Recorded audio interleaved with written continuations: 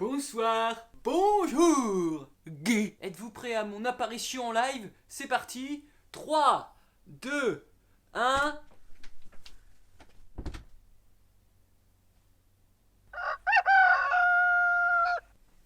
Salut à tous, c'est Alexis. On se retrouve pour une nouvelle vidéo et aujourd'hui on va parler cinéma et théâtre.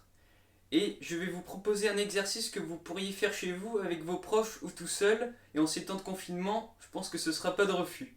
Nous allons nous intéresser précisément aux émotions. Cet exercice ludique que j'ai fait au conservatoire, que je vais vous présenter, justement, va vous montrer que les émotions ont un très grand pouvoir. Car je pense que vous êtes d'accord avec moi pour dire que parfois au cinéma ou au théâtre, on peut se passer de mots pour qu'en tant que spectateur, on ressente les émotions que dégage l'acteur ou le comédien. Et justement, ça peut paraître un peu anodin, mais qu'est-ce qu'une émotion? Et pour ça, on va lire une définition, comme c'est le sujet de la vidéo. Une émotion est une réaction affective passagère d'intensité plus ou moins forte, qui survient en réaction à un événement déclencheur. Le psychologue américain Paul Ekman, pionnier dans l'étude des émotions, a observé les expressions faciales dans diverses cultures et a dénombré 6 émotions fondamentales. La joie, la colère, la peur, la tristesse, la surprise, le dégoût. Elles servent de matériau de base à l'élaboration d'autres émotions dites secondaires. Une émotion est donc une réaction, c'est une réaction à quelque chose.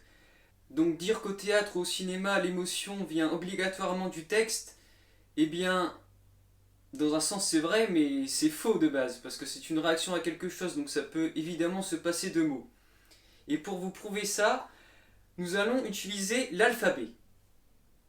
Donc, prenez une feuille, et vous allez noter l'alphabet, je vais le faire en direct avec vous.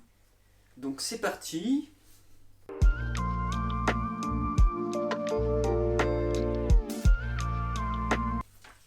Voilà. Une fois que c'est fait, vous allez piocher 4 émotions dans les 6 émotions de base que je vous ai citées. Donc je vous les rappelle, il y a la joie, la colère, la peur, la tristesse, la surprise et le dégoût. Donc vous en prenez 4 au hasard comme vous voulez. Moi je prends les 4 premières. Donc la joie, la colère, la peur et la tristesse. Donc voilà, vous notez tout ça. Quand c'est fait, vous allez faire des groupes de lettres, donc vous découpez l'alphabet en plusieurs groupes, et ensuite vous allez venir à chaque groupe accorder une émotion. Donc allons-y. Donc voilà, une fois que c'est fait, vous devez avoir vos groupes de lettres, ainsi que les émotions qui y sont accordées. Ce papier, c'est votre texte, ce texte entre guillemets, qui ne sont que des lettres et pas des mots, et vous allez voir qu'on peut très bien faire ressentir des choses, même sans mots, et que c'est vraiment l'émotion que vous dégagez qui est important. Donc soit vous gardez votre feuille, soit vous apprenez vite fait, ça va vite, hein. C'est séparé en 4. Vous savez à quelle lettre ça s'arrête environ, et vous retenez les émotions. Je vais le faire sans feuille, mais vous faites comme vous voulez. Et c'est parti, action!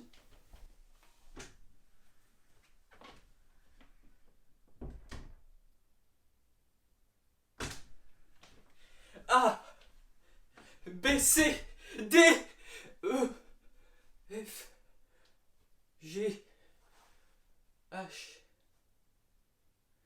I, J,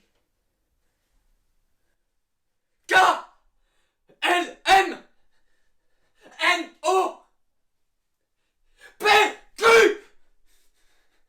R, S, T, U, V, W, X,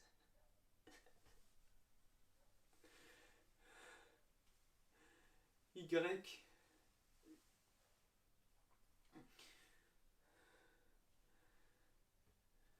Z.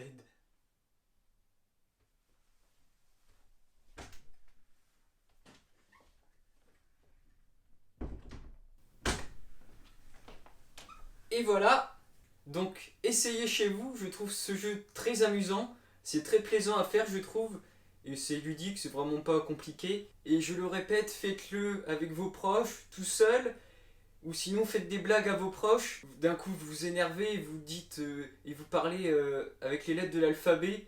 Je pense que ça peut être très déroutant et amusant.